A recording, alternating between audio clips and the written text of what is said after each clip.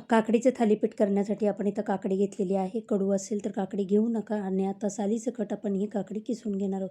किसलेली काकडी बाजूला ठेवून 4 ते 5 हिरव्या मिरच्या मिक्सरला फिरवून घेणार आहोत.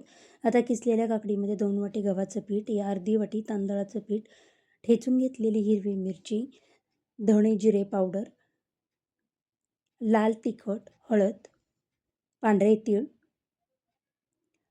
दही, कोथिंबीर, चवीनुसार मीठ टाकून आपण हे पाणी न टाकताच हे पीठ मळून घ्यायचं आहे.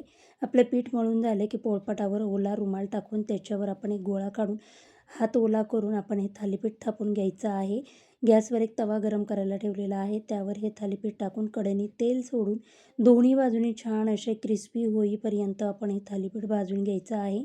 आपले काकडीचे थालीपीठ तयार झालेले आहे. याची डिटेल रेसिपी आपल्या चॅनलवर आहे, तिथे जाऊन पाहू शकता.